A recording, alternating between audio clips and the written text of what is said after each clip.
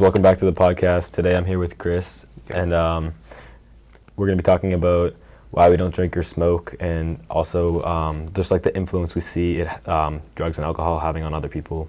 Yeah. And you want to talk about how we met first? Yeah, sure. Well, I remember the first time I met Michael. It was at a birthday party with a friend of ours. Yeah, a mutual friend. Mutual friend. He was like for me, he was a friend of a friend's birthday party, and then I saw him there. Because you went just because. I went because of so because of our common friend. So I saw him there, and he was chill. I was chill. Yeah, we literally just. I remember I saw your. I think you had like your Travis Scott's on or something. I probably did. I remember I commented on your shoes and like your shirt or something. I remember we talked about it for a little bit. So, yeah. And then that was like last April. It was last April. Like April of 2021. So we've known each other and been acquainted and friends for like. Because he lives pretty far away too. Yeah, I live like 2 hours away. So I don't see him too often. We don't. Yeah, but I usually like once a month maybe. Maybe monthly. Over the summer, it's a little more. The summer's more. The school years less. But yeah, now that I got my license too, it's like. Yeah, that's chill. So you're gonna be out more. Absolutely, yeah, and I hope so, and I can help with podcasts, and videos. I can. I'm down to help you with that. So thank you. Yeah, it means a lot. But absolutely. I was gonna talk about starting out. I guess like the influence you see on other people. Yeah. So like, I don't know. This is like I've never smoked or like done anything in my entire life, and I think part of that was because of Balin Levine, and I used to watch him, and I still watch him all the time. And I just remember like I was watching him in freshman year, and then I was going somewhere like later that night, and I was watching him before, and he was just talking about how he doesn't drink or smoke, and he's like, don't fold into it if you really actually don't want to do it. Even if everyone else is doing it, don't do it just because they're doing it. So. Yeah. I go out, everyone else around me is doing it, they're offering it to me, and maybe I was thinking, like, I was considering it in my head, but then I was like, no, I really don't want to do it. I was only going to take it because everyone else was doing it, and I felt like kind of pressured, but I was thought of Balin, and I was like, I'm not going to do it, and I'm glad I didn't because I've never done anything since, and now I'm like, more confident in saying like no whenever someone asks me, like I don't really care. Now it doesn't bother me. Yeah. But back then it kind of used to. Yeah. I don't know, the same thing for you, or? Yeah, so, well, I'm not going to try not to throw myself under the bus here too much, but I'm not going to lie, my first time ever, like, smoking was, like right whenever COVID started. I'd been vaping on and off since, like, middle school. Just because it's like, a lot of people do it. Like so many kids were, and it was like, let's go to the bathroom and rip your jewel, bro. And like in eighth grade, and it wasn't anything consistent. It was back in like the mango days, and it was just kind of like some shit you just do for fun. You know what I mean? Yeah. But then once COVID started, I got back into like vaping, and I actually got like, I definitely got like addicted to it for sure for a period of time, and I started.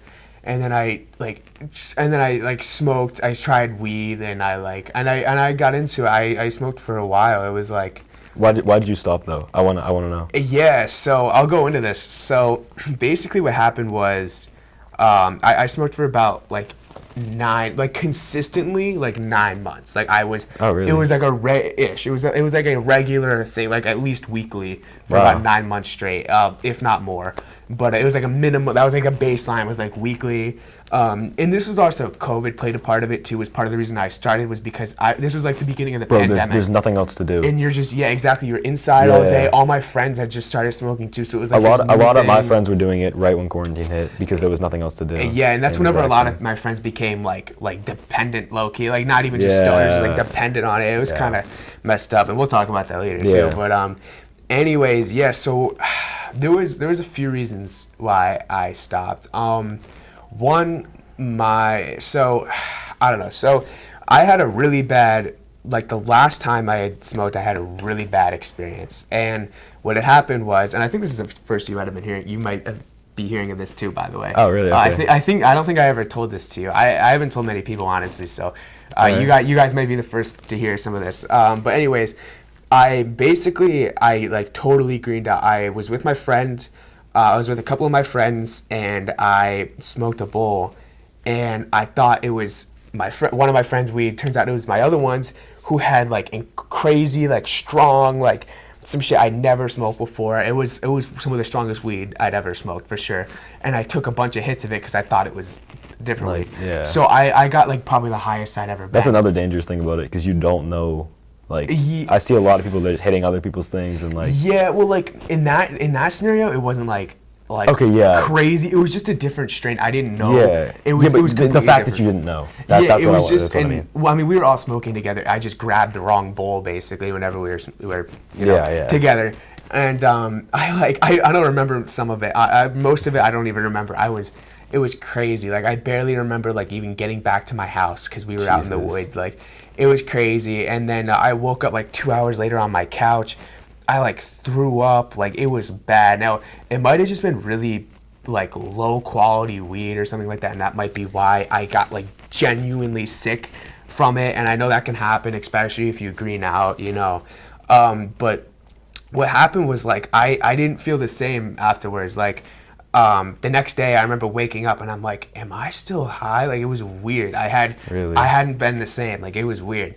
So I was like, what the hell? So after like it was like a week, I was freaking out because it still hadn't gone away. It was really scary. Yeah. So and I'll go more into it here. So I smoked again, and like I didn't come down.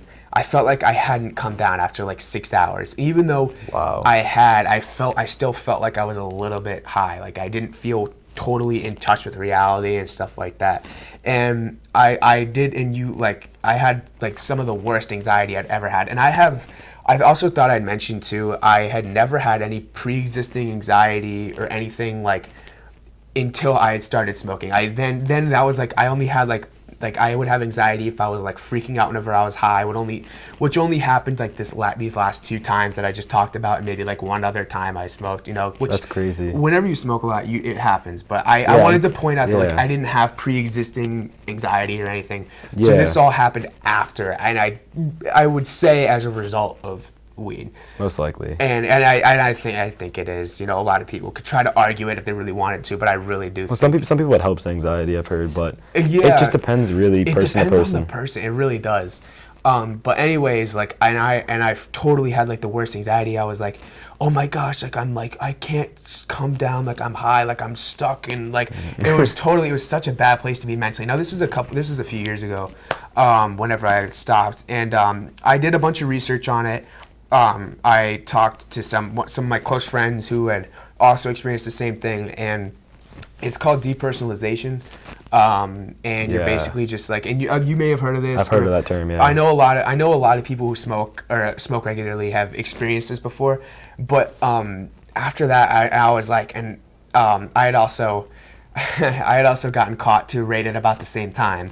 So by my dear mother. So which actually at the end of the day, I'm kind of glad, because it was good. It was for my best benefit in the long run, and I didn't realize that until afterwards. But you don't see it in the moment until and after you don't see it until happens. afterwards, and then you look back and you're like, that was actually probably a good thing. So but I felt like that for a while, for like a year, basically like 2 years after that. For a while, it was like the depersonalization where you're just detached. It's really scary shit, and it's like, if you're not in the right place mentally to deal with that, it's horrible, because you're just so anxious. You're literally scared of existing. It's crazy. It's like, whoa, you feel like you're stuck in a dream. You literally feel like that. You feel detached from yourself. Horrible. You'll look in the mirror and you're like, who is this kid? You know?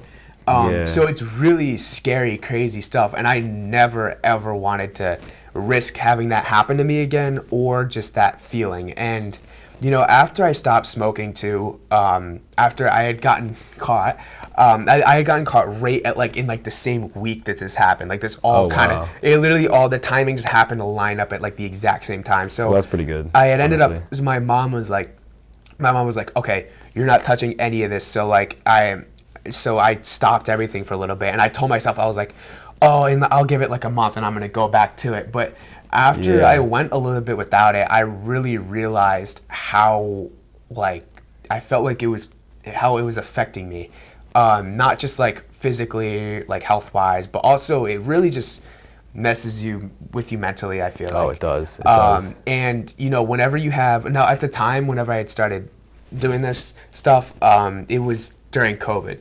So you didn't like, I had to go on, I literally would have to be on the computer for like, we had half days. So I'd be on the computer for like 4 hours a day, and I didn't even need to show up for like half of my classes.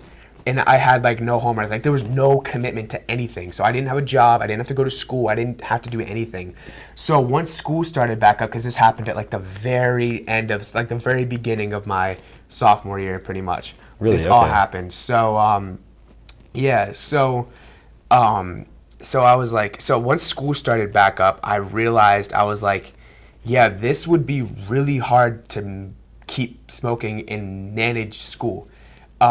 Because like whenever I'm not gonna lie, whenever I'd smoke, I wouldn't do anything. I'd sit on my ass and eat. Like I was, and I was like what you'd call like a low functioning stoner or whatever. Because there are people who can like go to work and everything, and like they say it helps them and stuff like that. Some people it does. And I've seen a few people that have functioned like almost better on it, but like in most cases, like realistically, you're just addicted. But yeah, I don't have. I also want to talk about this. I don't have anything against anyone that smokes. Like I know so many people that do it. And I could care less. All my just friends, all the kids I did that I started with still do, and I'm still in touch with and friends yeah, with them. same. A lot of people I know. I still chill with them. I just don't smoke with them. You know what I mean? But like when they're going out to smoke, I'm like, no, I'm not coming. yeah, and it's like, and most of them, and most people, I feel like respect that too. They're like, Yeah, they're like, they're like, so much. they're like, honestly, bro, they're like, that's probably a good thing. You know what I mean? Or they're like, hey, you know, good shit, bro. You know what I mean? And yeah, and they're so chill about it. Like that, yeah. Yeah, it's not like the movies where they're and like and all those old videos that's from the 80s. That's never happened. Like you're not gonna like, get peer pressured like yeah, that. like nobody wants you to. They're like they don't want like if they don't want some kid to smoke their weed if they don't want to. You know what I mean? Exactly. Like it's a waste, bro. Exactly. For them, but people have always been chill about it too. So I've never really had like issues with that. You know what I mean? No, not at all. Yeah, and I've seen like. I don't know. I feel like it becomes a problem when people like. So I know a few people and they can maintain like people maintain like hanging out with their friends and also like smoking like occasionally time to time. Yeah. That's fine, but I've seen also people like ditch your friends every single day. We're all hanging out. They leave. They're going out and smoking, and it's like that's the point where it's like it becomes their life and they're dependent on it. Well, no. That's the point where I kind of lose respect.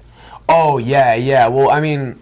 Absolutely, because you're putting that over it's like, people that care about you. Yeah, like, exactly. Yeah. You're putting your addiction over people that want to hang out with you, and that's tough, but it's something just part of life. I wanted to add to as well is that I feel like people don't really talk about how weed can actually be addictive. It's not like, heroin or fentanyl or anything crazy. What, like coffee? Yeah, but where you can actually become addicted to weed and you can become, become dependent. And I feel like people don't really mention that or anything. But from my own personal experience, I remember, dude, I would have trouble sleeping a lot after I quit for like 3 weeks basically almost. I would have some weed. I would have crazy dreams. I couldn't sleep. Like I just felt restless. And also the world, I feel like you lose. I wanted to say this too. This is kind of deep, but I feel like if you're just high all the time, you kind of take the world for granted. You don't appreciate things in the world because you're just fried all the time to notice it, you know what I mean? Or you don't appreciate it. But I don't know, I feel like so whenever you quit, the world just seems like dark and gray and boring and just so lame and it's miserable, and that's why a lot of people don't want to stop is because they feel like that afterwards. But I feel one thing I want to say. Yeah. If anyone is watching this and they're trying to quit and you want to think of like what you can do instead of smoking or drinking, like literally DM me on Instagram or whatever, comment, and I'll go over like in a video or whatever, like some stuff I do. Yeah. They're like, dude, I have so much fun. I love I've been having so much fun doing just messing around with people. I feel like people, you don't need it to like have fun. I don't know. Yeah, I feel like every time I go to parties, anytime, dude, if I go anywhere, like I don't know if maybe it's just me and my friend group, I don't know, but I feel like anytime anybody goes anywhere, they always have to smoke, like it just so they can, just for them to enjoy it. And that's what I mean, where I feel like sometimes that can really cloud your appreciation for life, kind of, is stuff like that where you have to be high to enjoy something, you know what I mean? Like that personally, I noticed, like no, like I see it from the outside. So these people, like, I feel like they don't, because I've never done it before, so I can't really say a lot, but I feel like the people that do smoke and drink don't like see like what they're like looking at from the outside, because so many kids in my school are going, you know, they go to the bathroom, right? They'll come back like 20 minutes later, and they'll, I mean, I'm in classes with kids, you know, that it's like back to back with the same kids, and they'll always be going to the bathroom like every class. Yeah. And it's like that impact, like you really like. Kids are like that at my school too. It's yeah, but like imagine like depending on that like that much. Yeah, well, I couldn't. That's so much to worry about. It's like such it's already a stressor. Like it's already like tough enough like going into school and all that stuff. And let alone worrying about having what's to in your worry about pocket getting caught, and getting caught, or going to the bathroom, getting caught, make sure nobody smells it, or like even like people, like I've seen people put in eye drops in school. It's crazy. Oh yeah, I've seen that a lot. Yeah, I wouldn't want that. I mean, like I said, that's just me, but I would not want that. It's just like, I don't know. I that's again something else I noticed whenever I quit too, was after I stopped smoking, I feel like people don't realize you just have this subconscious need. And this is only if you smoke regularly, you know what I mean? But I feel like you just have this subconscious need and drive to smoke like a lot, all the time. At least with me. So it's like whenever you had a chance, you'd be like, okay, when can you go smoke next? When can you go, like this just little voice in your head that's kind of like, okay, when can you go do this next? Where is it convenient? You know what I mean? Like you gotta get addicted to something good. Like yeah, and well, I'll go into that too actually, because I did. Good. All right. So it was just like it felt kind of like a little bit of a weight getting lifted off me, you know, because you don't have to hide. Like I don't know, it depends on your age too, because I'm still and was in high school whenever this all happened. Yeah. So I had to like hide it from my parents and everything, and it was such a stressor to come home and have to like try to hide it and like, you know, do all this and like go bend over backwards just to not get caught and not be seen, or like all this stuff. So it was just kind of like, I don't know. It was just nice not to have to stress about it. And you say, oh my gosh, the money, dude. It was weird. Like I remember, I was like, how much like a week do you think you were spending on it? Like, well, I didn't like. It wasn't. Yeah, you like, said you didn't go weekly. You went like. I would at least smoke overtime like once a week. Overtime. Like, overtime, I've like spent total. Probably like 500 maybe total in weed. No, that's as a freshman. So this was That's a lot. I mean, like I don't know. When I was a freshman, I had like no money. Like that's a lot of money. This was over a period. This was over like 9 months consistently. Like this wasn't, you know, but it was about 500 is my guesstimate. I also vaped at the same time too, and that was like its own thing too. And I remember I'd buy by the box. I'd buy like a box of puff bars for like $80-$90 for 10 of them, you know what I mean? I'd get like a little bit of a bulk discount, you know what I mean? So I would do that sometimes too with Nick. So like I did both of those at the same time. So I remember I would just like have cash in my wallet, and it was weird. It was just weird. I'm like, whoa, I'm actually like accumulating money, you know? Yeah. So I remember I'd go to the store. Expense. Yeah, I remember I'd go to the store and I'd be like, oh wait, that's right, I have $20. Like I actually have money. Like it was weird, but it's true. So that was like it was just it was a little bit eye-opening, and I feel like people will go on like a tea break or something like that and be like, oh, I hate being sober, I'm gonna go back to it. And I feel like you really need to go longer and kind of live your life and embrace the sobriety. I feel like you need to do like a month or two to really understand, because you're still like withdrawing. Your brain still wants to be high for at least like a month after you stop. Like, you know. That's weird. So it's kind of like you need to get past that, you know, withdrawal stage. It really is what it is, kind of, and just get past that, and then live life without, you know, your brain's need to want to be high, and for you to actually just experience it, you know, and experience life. And I don't know, you just I feel like I said, you have more appreciation for stuff. You do. And everything I said before was just less to worry about, and but that only happens over time. You know what I mean? You can't just take a 2-week tea break and experience any of that and see that for yourself. Like you really do need to go a somewhat extended amount of time to experience that, and like and then still maintain your responsibilities like school or work, and actually be able to like compare and contrast like pure sobriety and you smoking regularly, and be able to compare the two, and then you can decide which one you prefer. I feel like that's worth mentioning, because I know my friends will be like, cool. My friends will be like, yeah, I took a tea break and I hated it. You know what I mean? It's like, yeah, because if you go a week without smoking, you know what I mean? You're still withdrawing. You're like 2 weeks. Well, I think that's important to talk about. I didn't even know that. Yeah, like you totally go through. There's definitely withdrawals. Even if it's like everyone's like, oh, it's psychological. You're still dependent on something. Your brain wants it, and you're chemically addicted to it to an extent. Like so, you know, I just feel like people overlook that a lot and don't mention it. And also the whole like depersonalization thing too is really common. If you ask a lot of stoners about it, or some of you guys watching this may even know about it, you know what I mean? Like, so I don't know. I think that's like worth mentioning because nobody ever talked about the depersonalization I've never thing heard to me. that before. You never heard about it. I didn't hear about it. I've heard the word, but I didn't think it was like related to that at all. Yeah, and it's really common to happen with people with who smoke.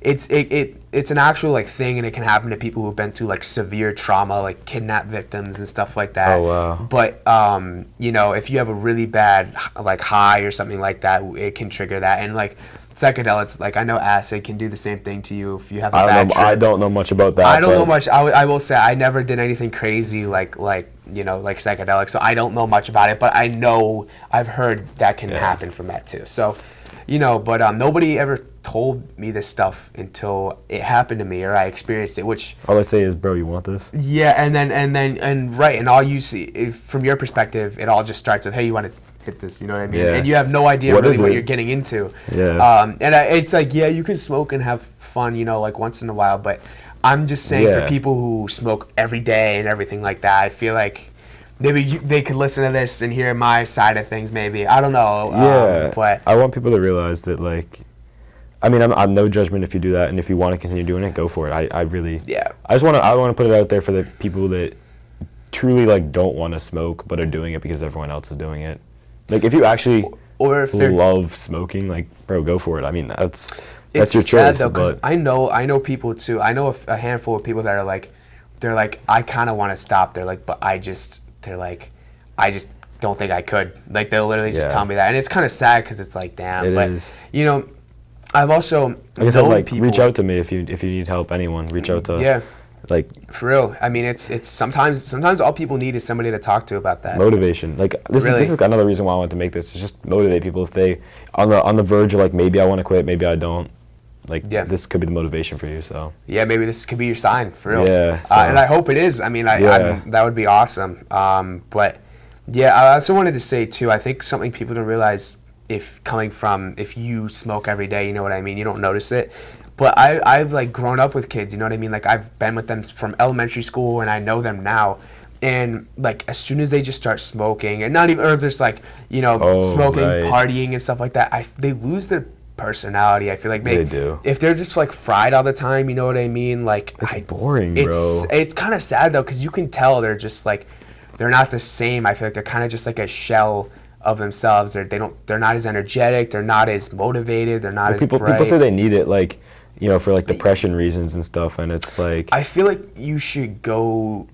Personally, I'm not even just because I'm like, we're talking about being sober and stuff like that, but I really do think you shouldn't self-medicate for something like that. I really do think you should get antidepressants. You should talk to somebody. You should actually go the right way. You shouldn't just start smoking, because I feel like, you know, that's not the best way. That's kind of a Band-Aid fix to it, you know what I mean? So yeah, I think it makes it worse. Yeah, and it can make it worse too, because if you're addiction. No, I'm saying like anxiety. Like, if you have anxiety beforehand and you smoke, it could just increase it. I mean, it could make it better. You never know. Well, the other thing but too it could make it a lot worse. People confuse like anxiety and dependency a lot, because I feel like they'll be like, oh, I need to, you know, but if I don't go without it, I get anxious. So it's just because of my anxiety, it helps. But sometimes people get anxious because they're dependent on it. It's because of, like, if they weren't anxious before they started smoking, like. Or like, or you know what I mean? They had anxiety, it helps them. But at the same time, if they're anxious without weed,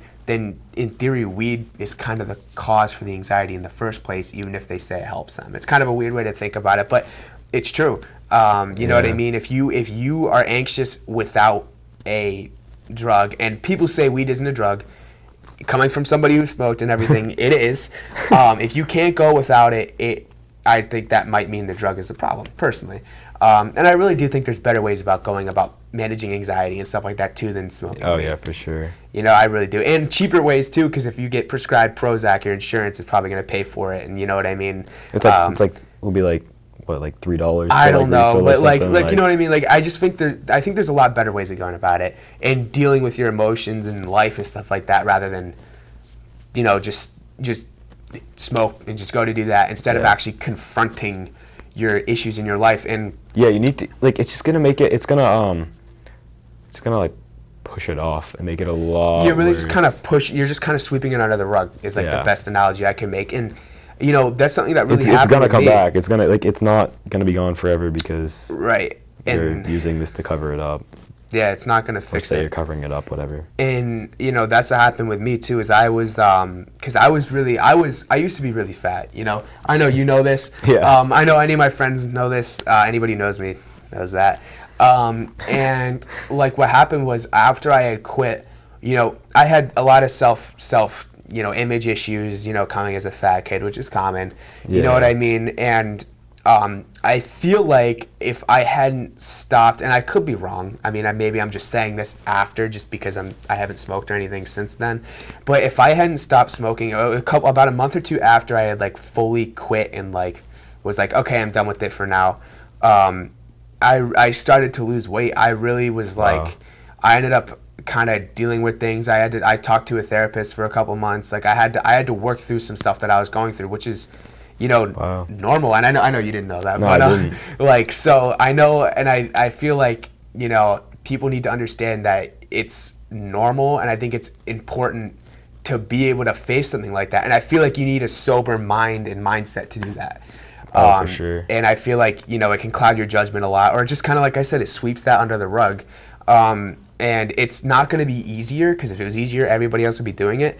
But once you're, you know, said and done with dealing with it, it is like the best feeling in the world. So I really wanted to just mention that too, because I ended up dealing with a lot of that stuff. I talked to a therapist. I talked things through. I worked on myself. I fixed up my diet.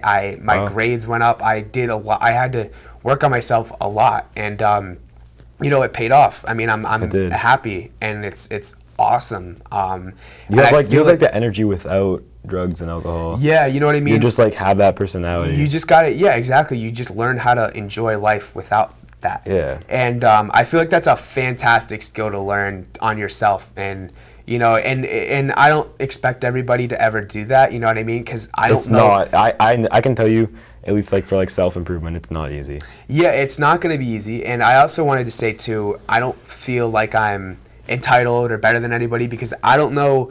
I don't feel better because I've never done it. I could care less. Yeah, and it's like, and I feel like everyone's like, oh, the sober people always think they're so much better. Like I've heard that before, and it's like, I'm really not that much better than you. Yeah, like it's not, you know, it's also not my place to judge you, because I've never been in your shoes. I don't know what you're going through. I don't know what you've dealt with. I can't just put a sticker on you and be like, oh, you smoke, you're a loser, because it's not fair to do that to somebody. But you know, I don't know. I felt that was like really worth mentioning. But I was gonna say too, once you really just kind of cleanse yourself almost, you know what I mean, is you deal with the stuff head on and don't have to hide it down, and you are able to, like, I physically lost weight and I physically looked better. I felt so much better. And I was just happier. Yeah. You know, and it was just, you're able to, it's like, you know, you finally, it's like, you know, you don't have glasses and you need a prescription, and then you finally get a prescription for glasses and put them on, and everything's just clear. It's kind of just a completely different, it changes your mindset on life, I feel like. I mean, I don't want to like overstate and try to be over dramatic about it, but it really, like, that was my personal experience, and that's part of the reason why I haven't touched really anything since I smoked one cigar. Since that's like the only thing I've ever touched. Which isn't even really like. I literally took one puff off of a cigar, and I didn't get buzzed or anything. It's like, it's barely, you don't even inhale.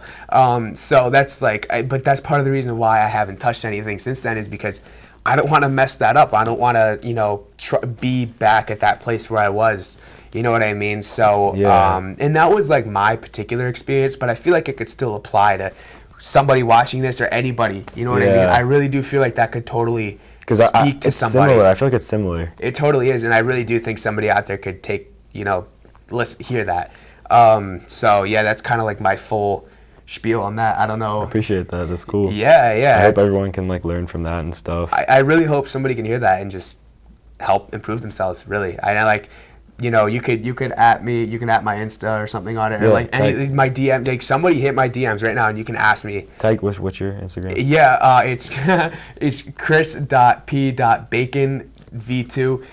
Don't judge me here. I'm not judging you. That's so chill. More the person that's watching this. Yeah. But totally, just you can add it to if you post it up, like, and hit my DMs, and I'll gladly like just talk with you if you have a question or something. Like, you totally can. I'm down. I really hope I can help somebody, because I feel like I'm sure there's somebody out there who needed to hear that. There's a lot of people out there that I feel like need to hear that. Who need to hear that? Yeah. So. I really hope that can help somebody. I really mean that. And that's kind of just my story and experience with that. So that's cool. Yeah. I want to just speak on a few things from a point of view for someone that's never actually touched anything. Yep. Just like looking at it from the outside view, just like vapes and carts and all that stuff. Oh gosh, yeah. It's like I don't really want to get too much into it. Yeah, that's its own conversation. That's like its own podcast. Yeah. It's like you're buying it off of like some like your 420 plugs on Snap, like, dude, like it's not weed. It's like, you know, it's like a $25 cart. Yeah. It's not. I don't know. It's just I don't know how people like don't like see it. Like you have no idea what's in that, bro. Yeah, it's like I don't know. You don't. People put too much trust into people. For real, like, man, I've seen some videos of this, of like videos of what the inside of these like plants that make the oil in these carts. I didn't and want like to see that inside of like these places, and all they are is there's just like some like little, you know, I don't want this to be taken the wrong way, but it's always like some little like place in China or something, and some, you know, poor person that's getting paid like $0.10 an hour, you know, to do this, and they're just in these little labs, and they're just filling this stuff up. And it's some random, like, obscure company in a completely different country that has no regulations or anything on it. And they're just stuffing this new technology. Nobody's had a full lifetime of vaping this is yet. New. Yeah, that's the thing. In 40 years, dude, I don't know. You don't know what's going to come up if these kids keep vaping. It's like, in so many, in carts and vapes, too. It's just, there's so many, and I never really thought about this or anything, or looked into it that much. I always think about this. But until like after I quit, and I really looked back on it and did some research on it, but it's like, it's so bad because now, you know, there's all these brands, all these companies have all these copycats. So you really, like, you'll get a puff bar and it looks exactly like a puff bar. They'll be able to fake the verification stickers, because I used to be like, oh, it has a verification sticker on it. You know, you scratch it off and you go on their website and type the code in and it'll say it's verified. Yeah. But people, they fake those. They learned how to fake them, and they can stick them on anything they want. Wow. And if they get the packaging right, you have no idea what you're puffing on. So whether that applies for carts, that applies to vapes, and you really don't know what you're touching, you know what I mean? So there could be a contaminant in there, and the people that make it would probably not really care or notice, which is part of what was happening with people who had the vitamin E acetate, where like those people were like dying, like their lungs were collapsing in like late 2019. I don't know if you remember that. Whenever they started banning Juul pods. That was how it all started. Was from like boof carts, basically. Was really what it came from, and it was a contaminant in the carts, which was vitamin E acetate, and they would dilute it with vitamin E acetate, and it would cause that shit to happen. But it's also just, you're literally burning a bunch of chemicals and juice, and you're just inhaling basically just the burning of that. You're inhaling it. So there's like, nobody can tell me with a straight face that can be okay for you in any way, shape, or form. And we don't know the long-term effects of these chemicals. No. We don't know what the chemicals are. We don't even know, and that's the other thing too. They don't list all these, especially these boof, these copycats that counterfeit these companies. You sometimes won't even know, unless you can like tell the difference. But even then, that can still be hard to do.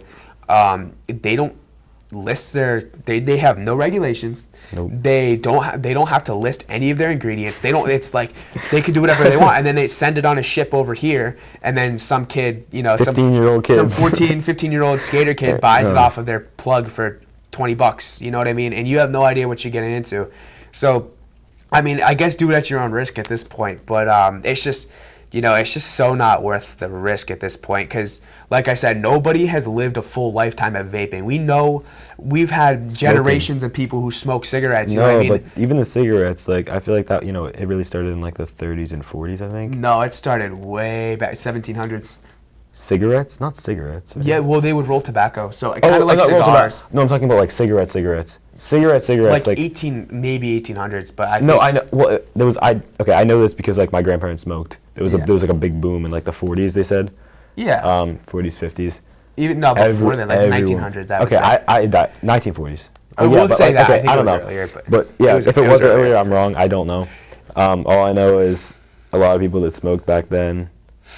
Like my grandma has like issues. Like she'll get up and she can't like walk like even like, and she didn't even like, she wasn't like that bad, I don't think, with the smoking. Yeah. For the time being, but she'll be out of breath and she'll have to like use an inhaler, and she's gotten like stuff done. She's like I've seen people medicines she's taken because of it. She has like COPD, all this stuff. Yep. And like that's not even bad. Like she kind of got lucky. I don't know. Yeah, I've seen. I wanted to say too. I used to live.